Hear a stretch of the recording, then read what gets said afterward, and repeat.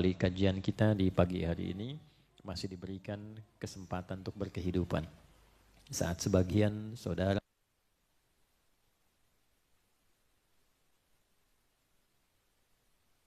Allah Subhanahu wa Ta'ala.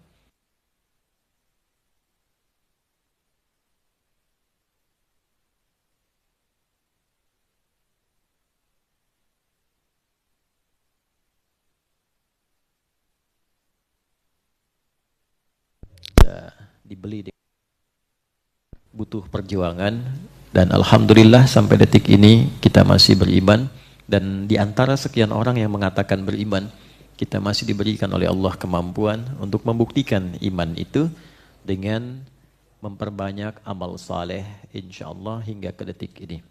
Di antara amal saleh yang disebutkan dalam Al-Quran beriringan dengan kata iman adalah menghidupkan majlis-majlis ilmu. Ketika Allah berfirman di Quran surah Mujadalah misalnya ayat yang ke-11 itu, Allah menyampaikan, Ya ayyuhalladzina amanu, idza qila lakum tafassahu fil majalis.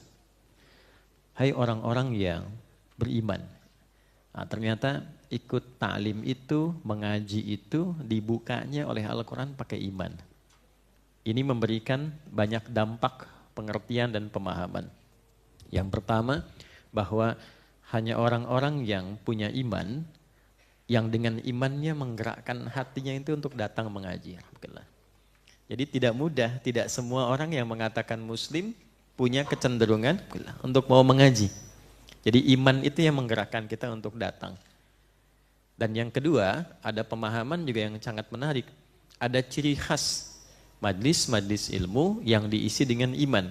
Jadi iman itu akan mengantarkannya kepada majlis. Tempat ngajinya namanya majlis.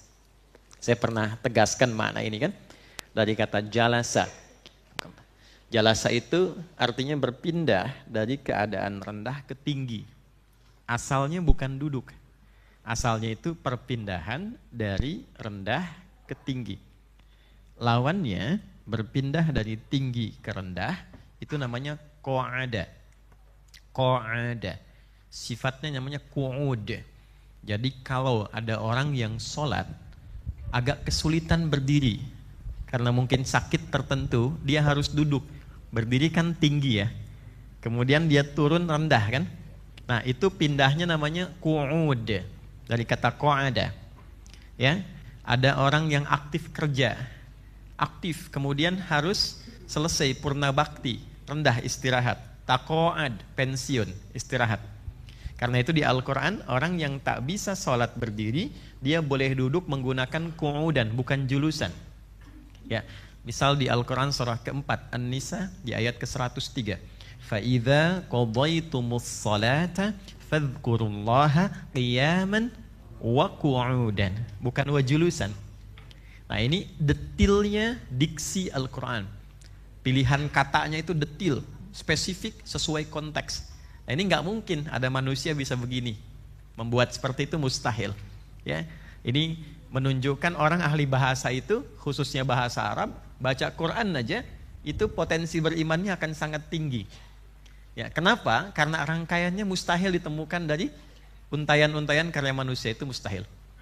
Sebaliknya, berpindah dari yang rendah ke tinggi itu disebut julus. Ya, ijlis, tafaddal ijlis ya akhi, silahkan duduk. Jadi kalau saya minta Anda di karpet, kemudian pindah ke kursi. Ya, misal saya mau sampaikan pada Anda misalnya, faddal ijlis. Silahkan duduk di kursi. Saya turun misalnya. Ya, itu jalasa. Kemudian sifatnya disebut julus. Tempatnya majlis. Nah, majlis disebut dengan majlis bukan sekedar menjadi tempat untuk belajar. Tempat menuntut ilmu, tapi memberikan isyarat tempat menuntut ilmu yang baik itu mengangkat status kita setelah belajar di tempat itu dari posisi rendah ke tinggi. Nah, apa yang terangkat itu? Ada dua pokoknya. Satu iman, yarfa'illahu alladhina amanu minkum. Yang kedua bertambah ilmu. Walladzina utul ilma darajat. Ini dua, sifat majlis itu dua. Jadi kalau kita mengaji imannya bertambah, ini menunjukkan tempatnya baik. Ya. Nah, apa indikator iman itu bertambah? di dalam keterangan Al-Quran dan juga hadis-hadis Nabi Sallallahu Alaihi Wasallam, indikatornya di antara yang paling pokok adalah meningkatnya amal saleh, meningkatnya ketaatan, ya kan? Yazidu bitta'ah, iman itu naik bisa dilihat dengan faktor ketaatan yang meningkat, amal solehnya naik. Ya, untuk itu seringkali di Al-Quran kita temukan kata iman bersanding dengan amal saleh. Wal 'asr innal insana lafi khusr illal ladzina amanu wa 'amilus shalihat. Nah, kadang didefinisikan amal solehnya apa saja. Ada yang ritual seperti sholat. Jadi kalau imannya sedang kuat, sholatnya meningkat. Senang, sholat sunnah bertambah, ya, semakin rajin. Oleh karena itu, kata sholat pertama kali di dalam Al-Quran itu dibukanya dengan kata iman. Dan bentuknya progresif, imannya naik dari madhi ke mudhari. Alladzina yu'minuna bil ghaibi wa yuqimunas shalah. Al-Baqarah ayat 3 kan ya? Orang takwa yang sejati itu adalah orang yang senantiasa meningkatkan keimanannya kepada Allah kapan dan dimanapun dia berada. Demikian menerjemahkannya. Karena pakai fi'il mudhari.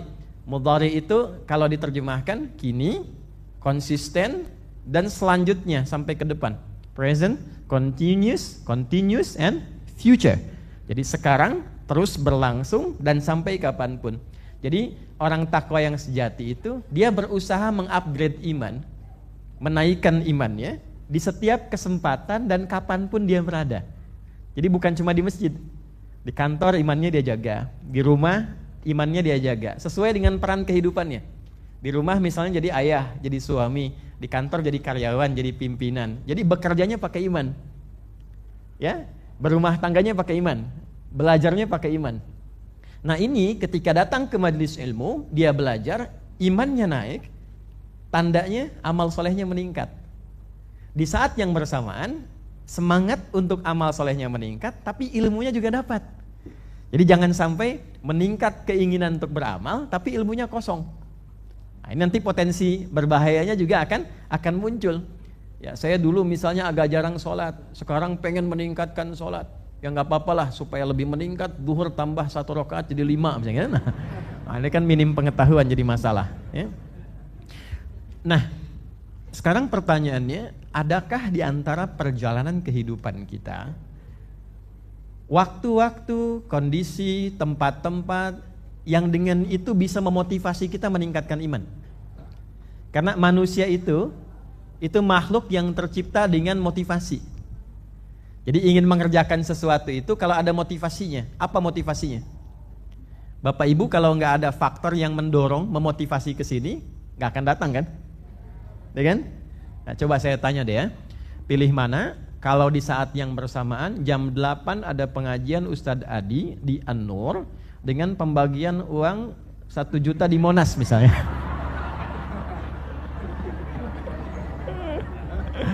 Pilih mana? Ke Monas atau ke An-Nur? Oh masa? Bisa aja dengan ke Monas dulu baru ke An-Nur. Gitu ya?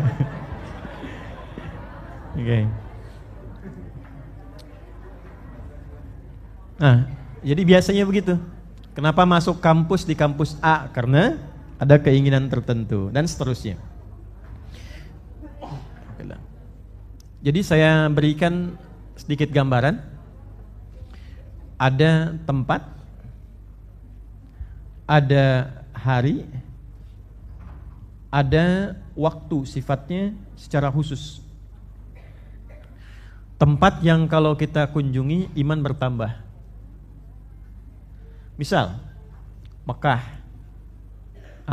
Belum berangkat sudah tambah iman kan? Ya? Ini yang mau berangkat haji, yang sudah di sana. Padahal hajinya masih sebulan mau berangkat, tapi persiapannya sudah rajin sholat.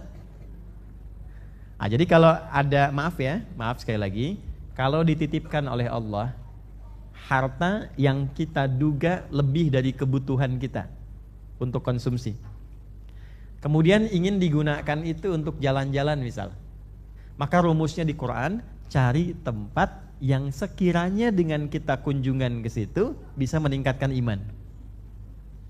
Bisa dipahami ya? Kan jalan-jalan bisa kemana saja ya? Nah, cari tempat-tempat yang bisa meningkatkan iman. Kalau ke Mekah umrah misalnya, ke Madinah ziarah misalnya, ya, otomatis meningkat apa? Iman. Ada lagi tempat-tempat historis. Ya, misal tempat-tempat yang dulu para nabi berkehidupan di situ. Tempat-tempat yang dulu para ulama berdakwah di situ. Ada masjid yang ditinggalkan. Begitu datang dengar ceritanya kan ada motivasi ya. Nah, ini contohnya. 2, ada waktu-waktu tertentu spesifik. Misal ini saya kasih rahasia yang agak dalam di Al-Quran. Ini antara kita aja ya. Malam itu waktu yang spesifik di Al-Quran disebut meningkatkan iman. Yang kalau kita sholat itu getaran ke hatinya lebih kuat. Kalau kita berdoa itu sentuhan ke jiwanya lebih dalam. Itu ada di Quran surah Al-Muzammil. Ya ayyuhal muzammil qumil laila illa qalila. Sampai ke ayat 6, lihat ayat 6-nya. Inna nasyi'atal laili hiya asyaddu watta'u wa aqwamu qila. Sungguh yakinkan pada hatimu yang paling dalam, jika engkau mampu bangun malam itu, engkau berdoa, engkau sholat, itu sentuhan ke hatinya lebih kuat. Dan apa yang kita ungkapkan itu lebih mengikat kepada jiwa dan lebih terasa kedalamannya. Jadi kalau ada masalah terutama ya, bangun malam, sujud, itu lebih terasa ke jiwanya, lebih enak, lebih tersambung, terkoneksi. Itu malam. Itulah sebabnya kenapa ada tahajud, kenapa ada sholat malam, kenapa ada janji menyelesaikan masalah, mengangkat derajat. Itu kan di Quran surah 17 itu kan, ayat 79 sampai 81 itu. Ya, Anda bangun malam dijawab oleh Allah. Sekalipun itu cuma sunnah, tapi enggak semua orang bisa mampu mengerjakannya. Oleh karena itu ketika bangun karena spesial waktunya, karena spesial, itu diberikan oleh Allah tambahan keistimewaan. Wa minal laili fatahajjad bih nafilatan lak. 1, asa ayyab'atsaka rabbuka maqaman mahmuda. Diangkat makamnya. Jadi kalau sedang ada teman-teman yang kuliah, dia belajar, mau ujian, yang bekerja, sedang berusaha mencari proyek yang baik yang diridhai Allah tuh, perbanyak tahajud. Ya, itu sudah otomatis, bukan tahajud karena proyek, bukan. Tahajudnya lillah. Otomatis nanti segala yang terkait dengan keistimewaan itu ikut. Jadi bukan mengikutkan syariat kepada kepentingan dunia, bukan. Tapi nanti ada ketentuan dalam syariat yang kalau dikerjakan dunia otomatis ikut. Jadi nggak diminta pun dunianya ikut. Dan yang dahsyat tuh gini, dipilihkan oleh Allah apa yang paling maslahat untuk kebutuhan kita. Ya, jadi bukan mengabulkan keinginan, tapi memberikan kebutuhan. Di Allah ketika mengabulkan doa, bukan memberikan apa yang diinginkan, tapi menganugerahkan apa yang kita butuhkan. Jelas? Baik. Ada lagi, saya cepat. Oleh Allah diberikan kesempatan spesifik bagi yang pengen tenang, evaluasi diri, berusaha menghilangkan sifat-sifat kurang baik. Ada waktunya sebelum subuh, memperbanyak istighfar. Ya, memperbanyak istighfar. Dicatat kebiasaan kurang baiknya di mana? Di mata nih. Matanya misalnya banyak dosa, suka mudah melihat yang tidak layak dipandang. Istighfarin matanya. Menjelang subuh, namanya sahar. Jamaknya ashar. Turun surah ke-51 Adz-Dzariyat di ayat ke-18. Wabil ashari hum yastaghfirun. Ada calon penghuni taman surga sedang beraktivitas di bumi. Nanti meninggal di akhirat, dihisab, ya, dimasukkannya ke surga lewat taman surganya. Ya, namanya Jannah wa Uyun. Innal muttaqina fi jannati wa uyun, ayat 15-nya. Ya, akhidhina ma atahum rabbuhum innahum kanu qabla dzalika muhsinin kanu qalila minal laili ma yahja'un wa bil ashari hum yastaghfirun. Masyaallah. Paham? Tidak. Kalau baca Quran tuh kita berusaha mengerti isinya, itu nikmatnya beda. Ya, getaran dan sensasi kejiwaannya itu lain. Jadi ada orang yang dijamin demikian, salah satu amalannya dia suka mengoreksi diri. Ya, sebelum subuh dia tahajud malam, sebelum subuh dia baringan ke kanan itu, terus istighfar. Ya, cicil dulu matanya dulu hari itu. Ya, masih melihat yang kurang bagus lagi, besoknya lagi matanya lagi, terus sampai mata terbiasa melihat yang baik. Nanti setelah dari mata turun ke, oh ibu bisa aja lah. Ke lisan dulu Bu ya, jangan langsung ke hati. Dari mata turun ke lisan, lisan istighfarin, diingat-ingat kebiasaan yang kurang baik, pegang, astagfirullah, astagfirullah, astagfirullah, jaga gitu. Setelah itu terbiasa, nanti akan ada filternya. Kalau sudah biasa begitu, nanti lisan refleks istighfar. Dalam kondisi apapun, naik mobil bisa istighfar. Ya, duduk tuh bisa istighfar dulu. Kalau sudah begitu, maka akan ada satu perisai yang sangat kuat, perisai iman, itu membentengi lisan. Ketika akan berucap yang tidak baik, imannya akan muncul, membentengi lisannya untuk menahan. Terus sampai ke ujung kaki. Nah itu latihan menjelang fajar. Jika diakumulasikan itu, dikumpulkan, maka muncullah latihan selama sebulan, itulah Ramadan. Tapi kalau kita ingin coba naikkan lagi levelnya, naik level dari yang dilipat gandakan pahala kepada tingkat tertinggi yang dicintai. Ini saya berikan satu informasi penting dulu. Jadi urutan amal tuh begini. Bismillah. Ini amal. Mudah-mudahan terlihat ya. Yang kurang terlihat, saya sedang menulis amal ya. Ini standar. Dah, saya Indonesia saja. Izin ya ke sebelah sini sedikit. Amal standar. Standar itu kan pertengahan ya. Saya sebutnya, istilahkannya pertengahan saja untuk amalan standar. Pelan-pelan. Ilustrasinya begini. Kalau sholat itu yang pokok ada berapa waktu? 5 waktu kan ya. Nah berarti itu standar kan. Ya 24, 4, 3, 4. 2 subuh, 4 zuhur, 4 asar, maghrib 3, isya 4. Artinya kalau ada orang yang menambah dengan ibadah sunnah, sebelum subuh dia sholat 2 rakaat, ya kan? Duha dia kerjakan, sebelum zuhur dia lakukan. Berarti kan di atas standar ya? Halo? Baik ya? Nah, kalau ada orang yang harusnya zuhur itu misalnya 11.50. Lalu dia sholat misalnya jam 2.14.50. Di atas standar, di bawah standar? Di bawah standar, ya kan? Dengan alasan yang tidak jelas misalnya, dengan alasan yang tidak jelas, bukan karena yang dibenarkan oleh syariat. Jadi secara kuantitatif jumlah itu juga bisa di bawah standar, bisa di atas standar. Nah, secara kualitatif, kualitas keistimewaan, kalau itu berarti terkait dengan pahalanya, ada ukuran juga.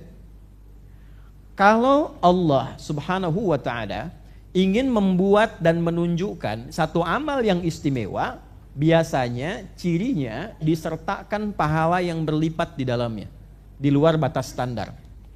Misal, standar beramal itu pahalanya itu 10 dari satu pekerjaan. Ya. Ada satu amal dikerjakan, pahalanya berapa? 10. Bapak amal, Bapak 10 pahala, ya. Ketika dikerjakan 10 ini hitungannya bukan begini, 1, 2, 3, tidak begitu. Karena catatan ini menggunakan hukumnya hukum pahala, bukan hukum hitungan kita. Maka bagaimana cara memahaminya? Contoh di hadis Muslim, ilustrasi saja. Orang yang datang ke masjid itu baru datang dengan niat ibadah, belum mengerjakan ibadahnya. Dia mendapatkan 25 kebaikan. Jarak 1 ke 2-nya 500 tahun. 2 ke 3-nya 500 tahun. 3 ke 4-nya 500 tahun. Jadi kalau ada orang mendapatkan 10 dengan cara menghitung tadi, maka 1 ke 2 500 tahun, 2 ke 3 500 tahun, dan seterusnya. Jelas? Banyak nggak? Relatif. Karena hitungan akhirat itu seharinya berapa tahun? 1000 tahun. Misal ya, ada yang 50.000 juga, tergantung kualitas amalannya. Kalau dihitungnya 1000 tahun, artinya baru setengah hari kan? Tapi lumayan daripada enggak sama sekali ya. Artinya setiap amal 10. Contoh sholat. Kita menunaikan sholat. Tadi subuh. Sudah sholat subuh? Yakin? Ya, kalau ada yang terlambat, lakukan pada saat sadarnya. Misal, harusnya subuh tadi dikerjakan. Adzan berkumandang jam 4 misalnya 35. Lalu dia sholat, bagus. Tapi ada yang kesiangan bangun 5.34. Baik ya? Nah, jangan disimpulkan waktunya sudah lewat sehingga saya tidak mampu sholat. Tidak, saat bangunnya cepat wudu, cepat sholat. Jelas? Walaupun bangun jam 10. Ya, enggak, saya serius. Saya serius. Sadar kapan sadarnya? Tunaikan sholat di saat sadarnya. Ya, karena ada yang kurang informasi sehingga menyimpulkan kalau sudah lewat, saya baru sadar, lewat, hilang kesempatannya. Padahal di saat sadarnya itu dia menunaikan sholatnya. Jelas sampai sini? Oke.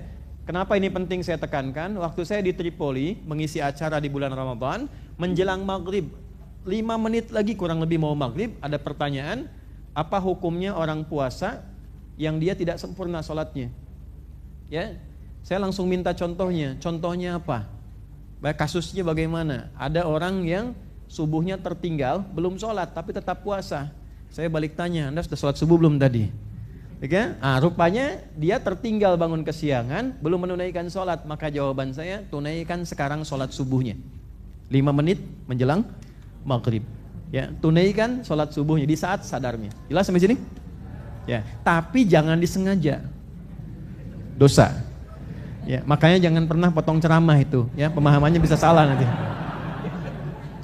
Orang sholat dapat 10. Dari mana dalilnya? Mesti ada dalil. Pemahamannya begini, kita belajar dulu untuk memahami ya. Kalau menghafal gampang. Kita pahami begini. Ada seorang sholat, setiap amalan itu dasarnya 10. Dari mana ditemukan dasar amalan itu 10? Ditemukan di Quran, surah ke-6, Al-An'am, di ayat 160. Semua pekerjaan, amal, yang ditunaikan karena ibadah, dan berpotensi mendapat pahala, itu namanya hasanah. Apa namanya? Kan? Karena itu rumusnya, upayakan semua kegiatan duniawi kita di saat yang sama itu juga bernilai ibadah. Dan itu cuma ada di Islam konsepnya. Bagaimana makan yang jadi ibadah, berpakaian jadi ibadah, bekerja jadi ibadah, belajar jadi ibadah, merawat anak jadi ibadah. Kalau tidak diniatkan ibadah, rugi. Nanti perbuatan itu hanya menjadi rutinitas dunia. Ya, makan ya makan saja, tidak ada catatan ibadahnya. Kalau tidak ada catatan ibadah, pemahamannya begini, ibadah itu hasilnya mengantarkan kita pada bekal akhirat. Ini kan kita ini, saya, Anda, kita, wajah-wajah yang mau pulang kan? Ya, bahasa gampangnya meninggal, kan? Sekarang kita di mana? Ya, di An-Nur kan, tanah kusir ya. Nah, di dunia. Dunia tempat tinggal atau tempat meninggal? Berarti akan meninggal. Meninggal tuh. Sama ya. Lihat ya. Kalau kemudian meninggal, meninggalkan dunia, kan sudah banyak dilihat ya. Tadi pun kan kita lewat kuburan kan? Sudah ada yang duluan ya. Dan bulan lalu saya mengatakan, ingat-ingat doanya loh. Ya, assalamualaikum ya. Ahlad diyar, ahlal qubur, binal mu'minin wal mu'minat, wal muslimin wal muslimat. Sempurnakan, wa nahnu insyaallah bikumul lahiqun. Alhamdulillah. Assalamualaikum ahli kubur, orang beriman, laki-laki perempuan, orang Islam laki-laki perempuan. Insyaallah besok-besok kami nyusul. Itu kalau diterjemahkan begitu Bu. Dan jangan dipotong doanya. Ya, insya Allah besok-besok kami nyusul. Artinya apa? Artinya pasti meninggal. Nah, kalau meninggal itu pindahnya kemana? Nah, ini kan pindah dulu ya. Ini waiting room di alam kubur dulu. Ini waiting list. Waiting roomnya. Kita tuh sangat bersyukur sebagai muslim. Karena semua tempat, keadaan, cara dijelaskan detail. Bapak Ibu boleh cari di kitab manapun, mana yang menjelaskan tentang setiap tempat yang akan kita singgahi dengan detail. Dari dunia meninggal caranya bagaimana dijelaskan. Siapa yang ngambil nyawa dijelaskan. Cara meninggal yang enak dijelaskan. Dari dunia pindah kemana dijelaskan. Sampai caranya diatur. Kalau meninggal, mau meninggal dibimbingnya bagaimana? Setelah itu disolatkan, sebelumnya dimandikan dulu bagaimana caranya. Itu teratur sampai cara memandikan, detailnya bagaimana, cara megangnya, ya, sampai kemudian setelah itu mengafaninya, lalu disolatkannya pun diatur, dibawa ke makamnya diatur, ditidurkannya diatur. Anda cari dimanapun, di mana ditemukan pedoman berkehidupan yang sangat detail ini, kecuali dalam Islam. Jadi mustahil agama ini adalah buatan manusia, itu mustahil. Di mana ada manusia yang bisa merumuskan pedoman hidup sedetil ini. Nah, kita bersyukur sebelum pindah sudah diberikan informasinya. Sudah disampaikan, nanti pindahnya ke alam kubur ya, melewati gerbang namanya kematian. Nanti kalau pengen meninggalnya enak, begini caranya. Yang mewafatkan malaikat ini, nanti datangnya seperti ini. Kamu akan ditampakkan saat akan meninggal, tampak hasil pekerjaanmu. Sehingga kamu merasa nyaman, tahu-tahu sudah pulang. Mau begitu? Nanti ya, pas waktunya tuh. Ya. Nah, hukum mengatakan, saya agak cepat, hukum mengatakan ketika mau pindah ke tempat yang baru, pasti butuh bekal kan? Nah, Bapak, Ibu dari rumah tadi, ingin pindah sementara ke sini untuk belajar. Kalau nggak ada bekal, mungkin nggak sampai ke sini. Tidak. Ada yang dari malam, gitu kan? Berangkat dari Jakarta pindah lagi, ada tugas ke Sumatera. Nggak ada bekalnya mungkin nggak? Tidak. Nah, hukum mengatakan setiap berpindah tempat mesti ada bekal. Hukum kedua mengatakan setiap tempat yang berbeda terkadang memiliki ketentuan yang tidak sama. Contoh, dari sini mau ke Malaysia, mata uangnya sama nggak? Hukum di Malaysia sama nggak? Beda. Lebih jauh lagi sampai ke Amerika sama nggak? Beda. Anda bayangkan, sesama di dunia saja, interdunia, pindah tempat, hukumnya berbeda. Sekarang mau meninggalkan dunia, pengen membawa hukum yang sama dengan dunia, itu mustahil. Makanya ketika pindah dari dunia, semua perlengkapan dunia ditanggalkan, dunianya ditinggalkan, bekalnya ditanggalkan. Ini baju sebagus-bagusnya dicopot ini. Mas, copot itu nanti tuh. Kacamata dicopot kita tuh, ya, lepas, handphone ditinggal, yang dipakai tuh baju yang lain. Ini yang bagus-bagus handphone tuh dipakai merekam tuh, Mas tuh, ya, nggak bisa pasang status dulu lah gitu kan, atau pakai voice note dulu kalau ada pertanyaan malaikat maut nanti, ya, Mungkar Nakir misalnya sudah masuk, malaikat maut yang ngambil nyawa Israel masuk kubur, voice note-nya sudah disiapkan. Man rabbuka, klik Allah. Gak bisa. Gak bisa. Itu udah duniawi, selesai. Hukum dunia hilang. Nah, pertanyaannya, bekal apa yang dibawa ke sini? Nah, ini yang patut kita syukuri. Di Islam itu dijelaskan. Bekalnya namanya ajrun, bahasa kitanya pahala. Dihasilkan dari apa? Setiap pekerjaan baik yang disukai Allah. Pekerjaan baik yang disukai Allah namanya amal soleh. Setiap amal soleh diniatkan karena Allah namanya ibadah. Kalau jadi ibadah dituliskan pahalanya. Ibadah yang punya pahala namanya hasanah. Ini tadi. Jadi yang pulang itu hasanahnya. Bekal itu hasanahnya. Amal solehnya. Kalau amal soleh itu perbuatannya. Nilai bekal yang dibawanya ini hasanahnya. Karena itu konsepnya jelas. Usahakan semua kegiatan dunia kita itu punya nilai hasanah. Sehingga hasanah ini dikonfirmasi di akhirat nanti saat ditimbang. Oh ada. Itu yang dimaksud Al-Quran surah kedua Al-Baqarah di ayat ke-201 itu. Wa minhum may yaqulu rabbana atina fid dunya. Dikonfirmasi di akhirat. Wa fil akhirati hasanah. Wa qina. Nah, jadi bagaimana caranya minum itu jadi hasanah? Berpakaian jadi hasanah. Bekerja jadi hasanah. Anda belajar kuliah jadi hasanah. Ya kalau tidak jadi hasanah, jadi rutinitas. Ya begitu saja, berpakaian, makan, minum, dunia saja. Makan, keluar lagi jadi kotoran. Tapi bagaimana caranya? Begitu minum, hasanah, dituliskanlah kemudian apa yang kita sebut dengan pahala.